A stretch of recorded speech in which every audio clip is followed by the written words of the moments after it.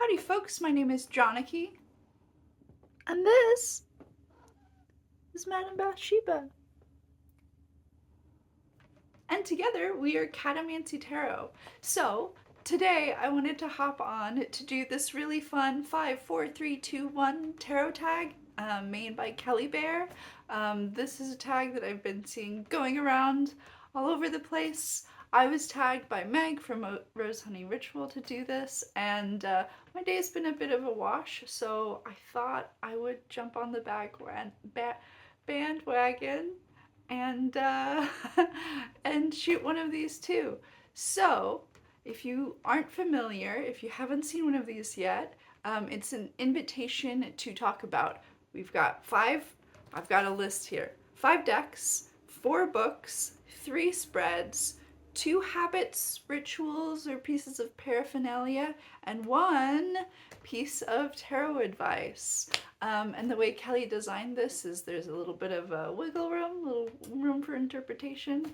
So I thought I would go ahead and take you through mine. So here we go. Let me show you what I've chosen for this. So we're starting out with the number 5, and we have 5 decks. And I've seen different folks do different things with this one. Kelly kind of invited us to kind of pick our own little theme for this one. So it could be your 5 favorite, or the 5 you're working with now, or 5 weird guys. And I've decided to do my 5 everyday carry decks. So I've been recently I've been getting really into all of the like stationery and planner and like fun pen part of YouTube. I think it's fun to hear sometimes from your YouTubers what other kinds of YouTube they watch. And so I was recently introduced to the term EDC, or everyday carry. So these are 5 everyday carry decks. And so I'll start off with just a complete classic. And I have 2 versions of the same deck in 2 different sizes, but I'm counting this as my first one. And I think the first thing I look for in an everyday carry deck is, it's small, it's petite, it's travel size. And when I just like throw a deck in my bag, the idea is that I might use it wherever I'm going.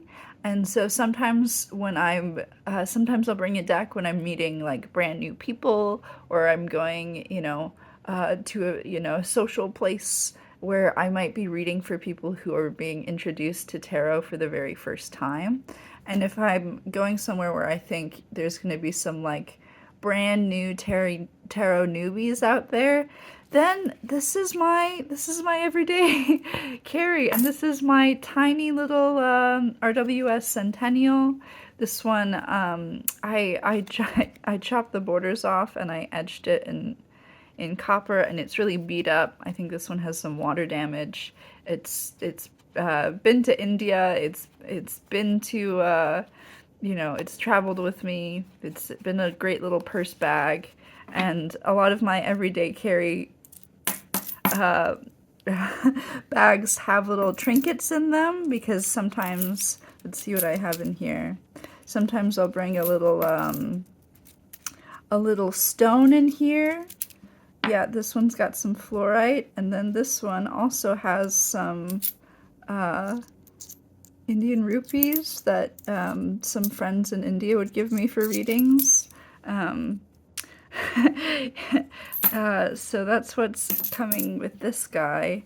And this summer, if you're new to my channel, I am a graduate student in anthropology, and this summer I got to teach a class that I designed called Anthropology of the Supernatural, which I was super stoked about, and I got to teach it here at the University of Michigan.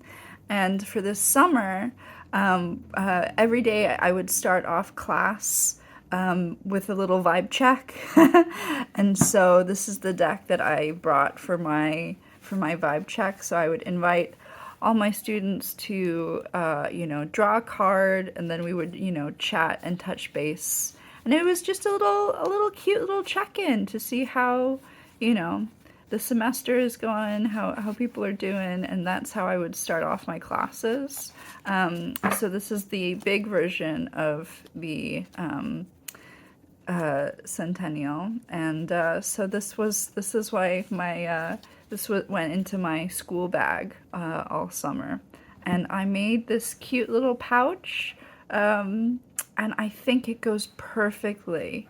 I found the perfect fabric, and I think I'm just really pleased. I'm really pleased about this combo. So that's my first, very classic everyday carry. Another way I like to do an everyday carry if I'm, and this, I didn't do this up for the video, I pulled this directly out of my purse. And so this is how I like to, I also, if I'm going somewhere where I know I might actually be reading, I'll take a little scarf. I've got a lot of these guys, and I'll wrap it up. That way that you have a spread cloth with you wherever you're going. I don't like to put the cards down on, sticky surfaces. And this one, let's see who he is. Oh, we've got the Tarot Classic. So I think that's what I've been carting around with me recently. But I think it's always nice to have a Marseille deck in seasonal colors for your everyday carry. So there's a lot of different Marseille decks that I will take around as an everyday carry guy. And right now it's the Tarot Classic, which is 1970s, Stuart Kaplan. And I think it's a replica of the Gasman. Is that right? I'm pretty sure. And I just really like the bright colors of this one. But in different seasons, I'll choose different Marseille decks to kind of live in my bag. For the longest time, it was the Noble. I have two versions of that. I have the Peterson, which is a replica, a facsimile, a messy facsimile, and then I have the Artisan Noble, which is a nice little cleaned up guy that someone was kind enough to send me, and I love it. So those two, or like the Spanish Tarot, or depending on the season, I'll pick a Marseille deck to kind of tote around with me, and for now it's this guy. It's this guy. And I think the Marseille is fun as an everyday carry because you can do like quick and dirty little readings. It's also, for people who haven't encountered tarot before, I think it's also fun to kind of expose them to more like old school historical style decks. So it's fun to kind of, have that kind of trick in your bag a little bit. So this is my second everyday carry, and I think I'm gonna meet some friends at the bar right after this, and I think this is the guy that's gonna be coming with me probably. So after this I'll wrap him right back up and throw him in my bag. Another fun little everyday carry is this one, and I have a couple versions of this deck. But I just made this little pouch, and look at those little birds. And I think it's the perfect fabric for this one. And this is the new edition of the Zerner Farber Tarot, also known as the Enchanted Tarot. This is the new mass market version of this, and I had an out of print version of the Enchanted Tarot with the big white borders that I cut down. But I love this version so much, and it's like a perfect little size, and I think this is, recently I had a friend who wanted to get into tarot, and this is often a deck that I'll recommend as like, baby's first tarot deck, like as an entry deck, and I think it's the images are like really beautiful. it just feels so nurturing, and it reminds me of some very good friends who also love this deck. I mean, the two of hearts, two little swans. I mean, come on, it's so good, and it's a really fun. It's a really fun deck to kind of tote around, and I love this version. I love the matte. The matte edges are really fun. It's a perfect size. It's kind of we can do the old size testaroo. Here's this guy. Everyone knows this guy. So it's a little narrower.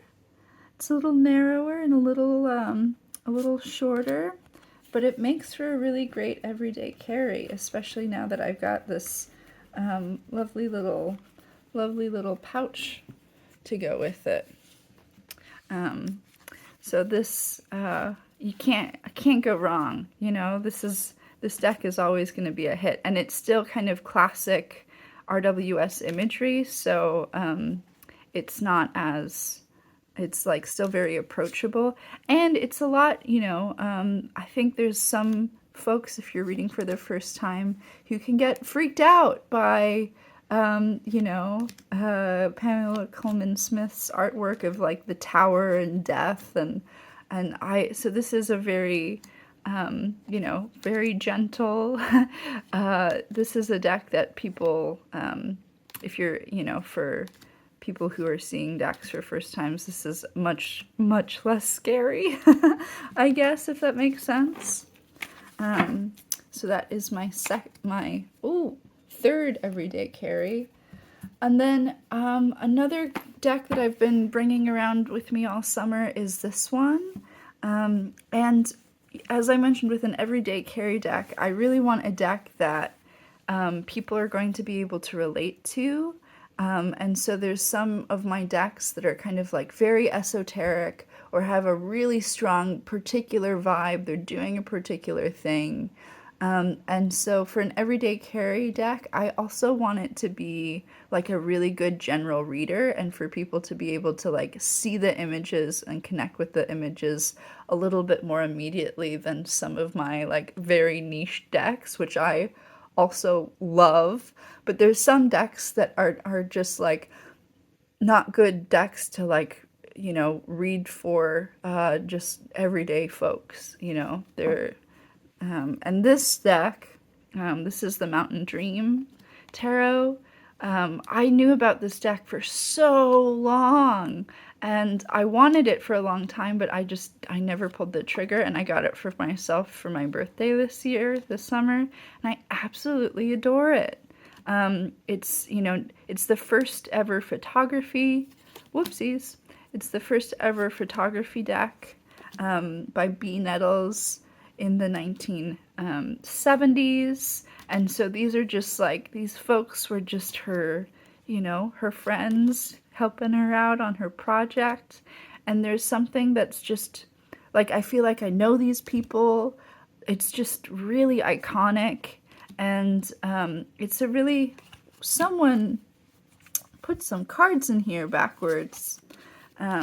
It's just a really fun deck, and I don't mind that it's kind of the normal tarot size. It's still one that I think is really fun and really approachable for a lot of folks. So this was my, and it's classic imagery, so which is also fun in an everyday carry.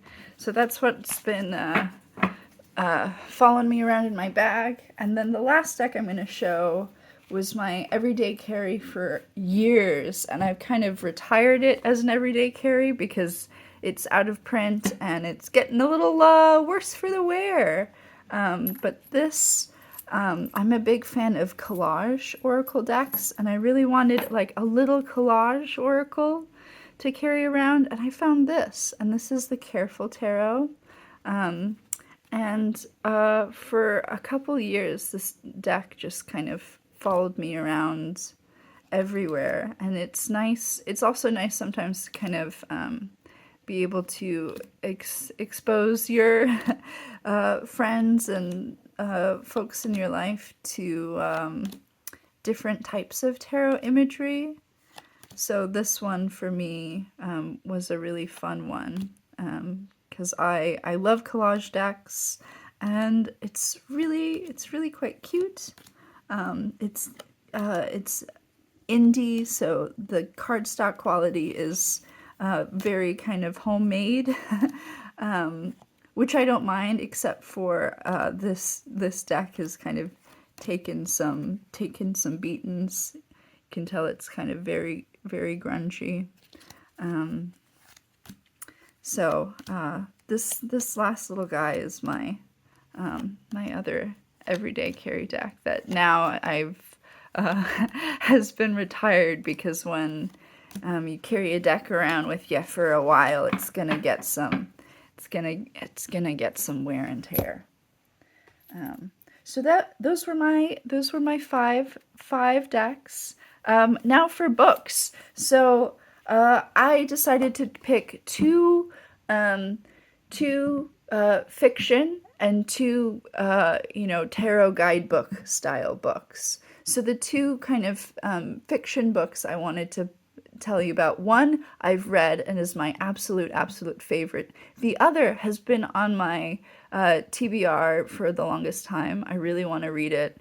Maybe I'll use this video as an excuse to actually buy it for myself.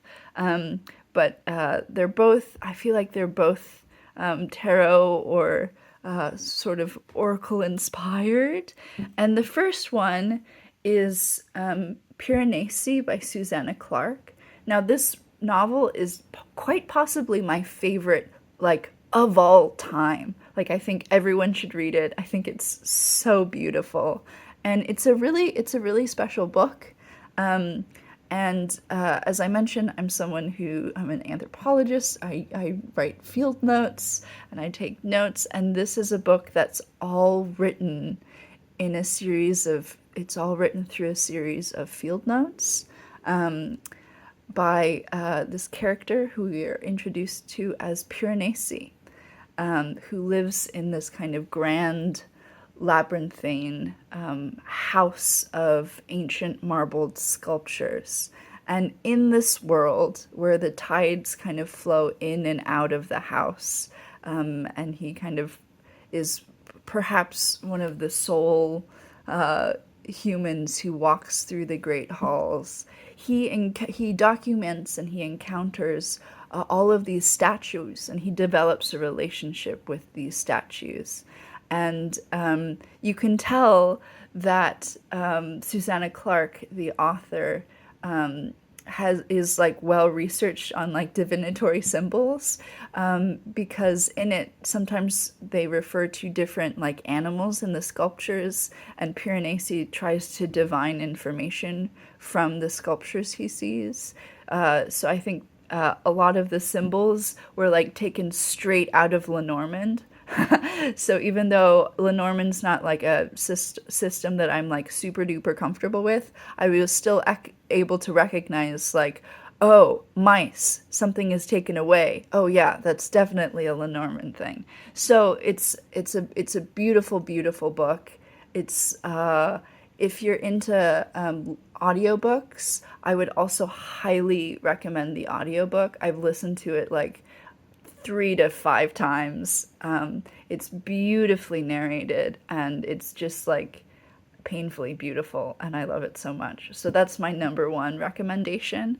Number two, a book I haven't read that has been on my radar for a while, is The Castle of Cross Destinies by Italo Calvino, Italian novelist, and it's from, I think it was published in 1973, so it's been around for a while. If you've read it, I'd love to hear your thoughts about it, but it's all written, and I think the idea is that the stories that are being told are all narrated through tarot, and I think the deck that is being used is the Visconti tarot, so like old school medieval Italian tarot, which I love. I love the idea of this book, and you can pick it up very cheaply used. And I think I'm going to do just that after this video, and I'll get back to you and see if I dig it.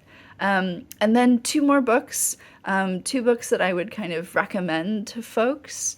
The first one, I mentioned this in my last video, which was a video about how to use tarot in order to support some kind of writing practice. And it's this book, The Creative Tarot by Jessica Crispin. You might recognize her name or some of this artwork from the Spolia Tarot. She wrote the guidebook for that, and Jen May did the artwork.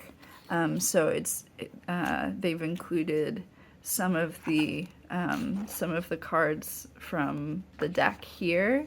So if this is a deck that kind of got away from you, I would still recommend the book, because I think Jessica Crispin just writes so beautifully, and I like the Little White Book for Spolia is my favorite Little White Book of all time. And so for each of the cards, it gives you kind of like it's a good book for a beginner, and it's a good book even for advanced folks. So I think it kind of meets you at your level. So it has a little bit of a sort of visual overview, and then it talks through each of the cards. My cat wants to say hello. I don't know if you can hear it. She's yelling. But it talks through and gives you kind of suggestions or ideas intended to kind of inspire creative practice. And then at the end of each card, there's kind of either literature or poetry, or sometimes music or movies or other kinds of media suggestions to kind of match with each card, which I think is great fun. And so does Madame Bathsheba. Excuse me, cat. And then if you're someone who uses tarot to support some kind of creative practice that you do, at the end of the book, she's got a bunch of spreads that are really great for working with tarot for creative projects. And then my last book that I'll recommend is this one. This is Cartomancy and Witchcraft, Playing Cards in Marseille Tarot and Divination, Magic and Lore by Roger Jane Horn. I think a lot of folks really dig his other works. This is the only one of his that I have, but I really dig it. And you can see I've kind of marked this one up a bit. And this is a fun book if you're getting into reading Marseille or playing cards or anything along those lines. And I like it because there's like old school kind of cartomancy rhymes, which you also get a little bit of in The Untold Tarot by Caitlin Madison, which is my other kind of shout out. But what I really like about the entries for these is that for each of the cards you get the little kind of rhyming couplet to help you remember. But then the descriptions are all told in kind of like, it all feels kind of very fairy tale-y, and it's like creating narratives, and I just think it's a really fun resource. So those are my books. Now it's time for spreads. So the first spread that I will typically ever do with a deck is an interview spread. So for example, this is a deck that's kind of new to my collection. It's a little oracle deck. It's the Craft Decadence Oracle by La Greenwich on Make Playing Cards. And I had a fun time edging this one. But so for example, this is a new deck, new to me, and so anytime I get a new deck, I have a little ritual where I'll just, spend some time with it, do a little, purification, consecration, And then before like the first time I shuffle the deck and deal out the cards is going to be for a interview spread, and there's a bunch of them, but I'll leave a link to the blog post where I get mine from. And the interview spread that I do is a little 6-card spread, and so I have pictures of all of the interview spreads I've ever done with all of the decks I've ever used, and I started doing this kind of very early on in my tarot practice, and so it's become very much a ritual of mine. So the first position, number 1, is how the deck would characterize itself. Or, a card to kind of represent the deck. So here we have exact science, precision and accuracy, double check. So this is a deck that, might be very, very, very exact, very precise, a precise reader. The next card is, this is things that it's the, like, strengths of the deck. Things the deck does really well: fluent avant-garde, natural talent, smooth creator. So this is a fluent reader, someone that's a little bit out there, natural talent. Makes sense. And then the next card is something that the deck is maybe not as strong in. So here we have obsessive engineering, monumental focus, erratic concentration. So maybe if, this isn't a deck that's perhaps good to obsess over, or to kind of like maybe, zero into exactly on, something along those lines. The next card is something that, like, a lesson that the deck can help me learn. So here we have divine hacking, ecstatic stroke, mystical boon. So this is a deck that will help me hack into the divine. All right, here we go. The next card is how I can best work with the deck, mystic binder, federative force, unifier of great minds. So how I can kind of best use it. And then kind of the 6th and final card is like the outcome of us working together. Resumption of power. All right, this deck will help me get some power back to sovereignty, regain strength. I'm here for it. So this is my interview spread that I use every single time that I get a new deck, and that's my little ritual.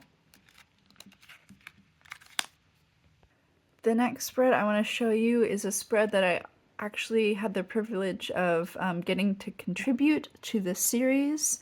So this is, if you don't know about this series, this is a series of spread books created by Coleman Stevenson, who put them all together. And there's 3 volumes of them out right now, and they're, by a group of fine card readers from around the world. They're all really fun. I've contributed a spread to volume 3, and it's this one. So I've come up with the way through. So I'll walk you through how I do the spread, and this is the 2 different colors here represent 2 different decks. So if you're curious about spreads that kind of incorporate tarot and oracle, this might be a fun spread for you to do. I think I've talked about it on my channel before, but if you're new here, I'll go ahead and walk you through how I do it. So it's called A Way Through. So the spread is kind of like designed to help you kind of, get from point A to point B. Sometimes we know where we're at and we know where we're headed, but we don't know how to get there. And, sometimes we need a little help finding our way through. So the way I do this is I'll start with a tarot deck. I'll pull 1 card for where I'm at from the top of the deck, and then from the bottom of the deck, I'll pull 1 card to represent where I'm headed. and then I draw 6 cards as a bridge kind of between them. So when we lay them out, it looks like we've got 2 lines of 3, a starting point and an end point. And the way I like to read these 2 lines, let me zoom out a little bit here. The way I like to read these 2 lines is the bottom line is kind of like the practical, how do I get from point A to point B? And the upper 3 cards are kind of like advice from on high, or advice like more kind of, so this is kind of more practical. This is maybe more spiritual advice on how to make the journey. And then I will throw in another deck. So I'm just using what I have on hand here. So we've got 2 little collage guys. So I'll add in an oracle deck. And here we've got the craft decadence. And I'll just, for kind of extra information or kind of clarification, so I'll pull 1 card for where I'm at, and 1 card from the bottom of the deck where I'm headed, and then 1 for kind of advice and 1 for the bottom 3. So it looks like this kind of elongated diamond shape a little bit. And then I can go through and see where we're at right now. So we've got the 7 of Wands and concentrated potential. So maybe that's where we're at right now. Feeling like you're maybe defending your position. You have this potential. You found a place to kind of defend it from, but it feels a little bit not a place you want to stay for a long time. It feels kind of maybe effortful. And then let's see where we're headed in all this. Ooh, we've got the moon, melancholic rise. So maybe we're headed into some murky waters here. some I hope this isn't a real reading. I jest, but we've got, so that's kind of where we're headed. And then I would read this kind of bottom line, and you can read this as like 3 different steps you can take to get from point A to point B, or you can turn this into a little story. You've got the 10 of Cups, the 5 of Pentacles, and the High Priestess, and then we have positive disintegration. Interesting. So I would read this group of cards together as a message from like how to get from point A to point B. And then lastly, I would read these top 3 cards as advice. So this is kind of like the practical bridge across, and this is kind of the more, we need a little bit of a higher guidance here. Wisdom Cocoon. This is a very funky deck. It's fun. I'm enjoying it. So I won't go through and interpret this whole thing, but that's my spread. Let me know if you use this spread or have used this spread. I would love to hear your thoughts on it. It's one of the, I'll use this spread often for kind of like general readings for other people, because I find, I feel like it's a useful spread because a lot of people have strong goals and want to get from point A to point B, and so I've found it to be quite useful. And then the last spread number 3, that I want to share with you guys is a little bit of an old school spread, taken from French cartomancy. This is the Triage Qua, or the French cross. And so traditionally this deck is used with a Marseille deck, but you can use any deck for it. And this is a spread that uses a split deck, which a lot of kind of old school French or traditional tarot spreads will only use the majors. And I found a version, I think there's a couple people on YouTube who have full walkthroughs or tutorials of how to do this spread. The one I watched was years and years ago, and I had a look, and I think he's taken down a lot of his stuff. So unfortunately, I can't link to the original video, but it was, I think, Dimitri at the Knave of Swords, back when he was active, posted a tutorial. So I'll kind of walk through kind of what I remember of this. And I think that this is a spread that's been around for a long time, so there are variations. So you'll take your majors only. And this is a good spread to use if you're kind of making a decision, or you're at this kind of crossroads, or you want to do kind of like a pro and con of a situation. So the first card is kind of like the pro. Then we've got the con of a situation. And then we kind of have the sort of the environment, or kind of the surroundings, and an outcome. And then we'll kind of flip these guys over. So this would be the pro of the situation. This might be a negative part of the situation, or a con. Actually, I think this one is more commonly thought of as like advice, or kind of taking a look at the situation. And then we have the outcome at the bottom. And then a really fun thing that I like about this spread is you end up doing a lot of tarot math. I'll zoom out a little bit more.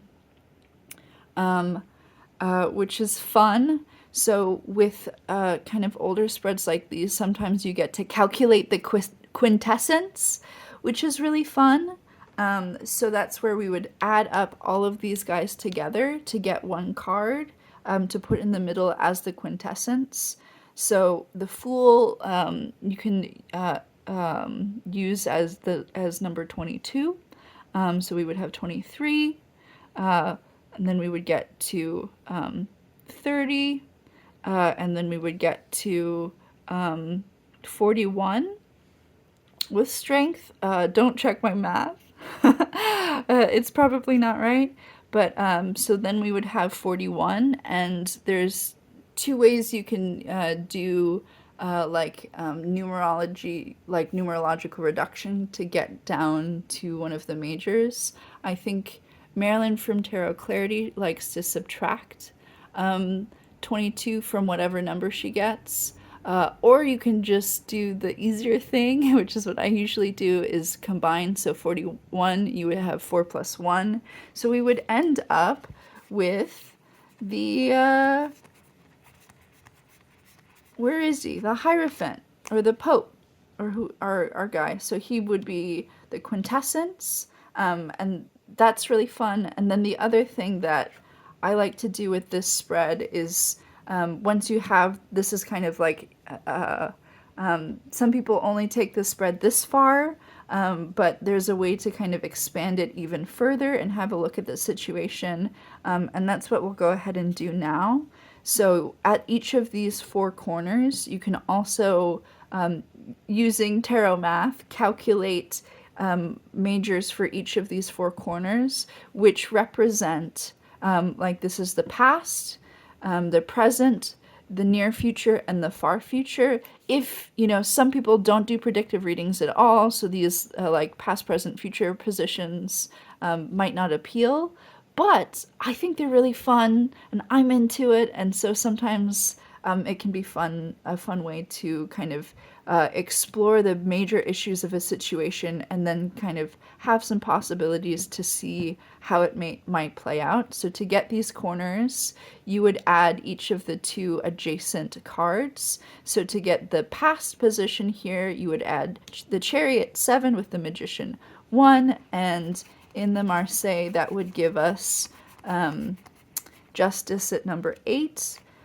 We would have the Fool, which would be 22, plus 1 is 23, 2 plus 3 is the Hierophant. So sometimes you do have this thing where the Hierophant is both at the center and at the corner. And so I might leave this blank and just remember that's the Hierophant. Or you can grab another deck to kind of fill it in. And then here we would have 22 plus 11, which would be 33. 3 plus 3 is 6. So we would get, did I pass them? So we would get our Lovers, and then 7 plus 11 would be 18, and our last card would be the moon. And then you can go ahead and grab your minors, and I like to pull one minor for each of the corners just as clarifiers. So we would just go ahead and add these little crosses here. So as you can see, this is a bigger a bigger spread here if we zoom all the way out, and it ends up looking kind of fun because we have our central cross, and then we kind of have a cross at each of our corners. So we could go through and kind of like for the past, we could pick up these cards and kind of interpret them in conversation with each other. You know, for the near future and the far future, we would have our little stacks of cards. And I like this spread also because it's a process.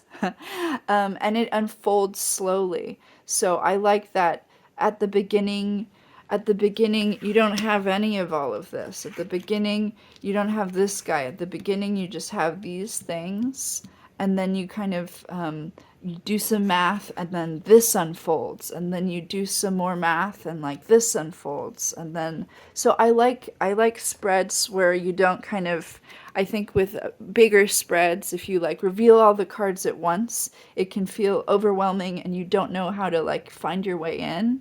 And this is a fun spread to do with people when you're really kind of taking the time and like doing things slowly, and things kind of really build and layer and build. And so this is a solid spread that I use sometimes, and it's fun to kind of like, you know, when you tell someone you're calculating the quintessence, it feels like very significant. I don't know, it's a really fun spread to do. So I'll go ahead and clean this up. Okay, we're down to number 2. Gosh, I thought I would go faster than this, but I guess I did give some like in-depth spread info. But all right, so 2 pieces, 2 like tarot habits or tarot rituals or tarot paraphernalia. And the 2 things I want to share are 2 things that I've made myself, that I've been really enjoying working with. And the first one, if you've been on my channel for a while, you know that I really like to make tarot pouches. Here's some of the ones that I made recently. Oh, I think they're just so beautiful. I actually have a tutorial on my channel where I show you how I like to make these. So if you're curious, I can link that below. But what I end up doing a lot of the time is I'll buy lots of vintage fat quarters of old saris, and sometimes they come with like holes in them, or they come with like wear and tear, and I have to cut out different bits. And I have this really fun process where I end up with a ton of fabric. So here's just like a bushel of fabric that I'll get, and then I have a really fun time like opening the box and seeing which fabrics I end up getting, and then I have to figure out, okay, which decks do I have that need pouches, and would this what deck would match this fabric. And so I have a really fun time making my own pouches. At this point, I think I've made over 30 different pouches for my decks, which, you know, if I wasn't making them myself, I think it would be a expensive habit. But yeah, I have a tutorial on how to make them if you're curious. I always, with using kind of old silk, I use a little bit of a broadcloth liner, so the bags are a little bit more structured. And I like to kind of tailor my pouches to fit particular decks, and then there's a fun time where, you know, you have to pick the perfect fabric for the perfect deck. So this is the Sibyl's Oracle, and I thought that this fabric would be a perfect match. This is my pouch for the Ritual Tarot. I think I was inspired by the new Lust card with this kind of red color, which I love. And sometimes when you get,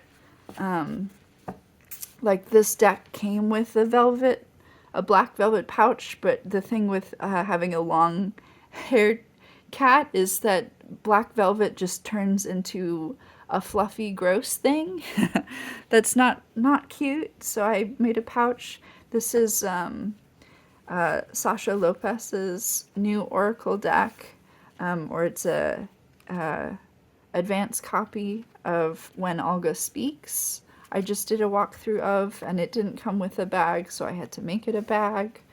And then sometimes decks come in like really big books with cards, and there's the little slot where you put things in, and I can't be bothered to mess with that. So if they do that, then I just make them a bag.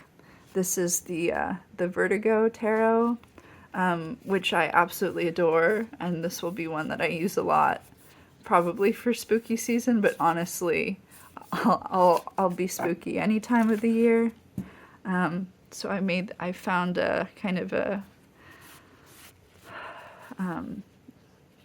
one with, you know, some darker shades.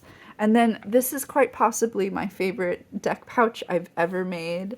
The fabric is really beautiful. I really love it. And I made it for one of my new favorite decks. And now it has this new favorite home.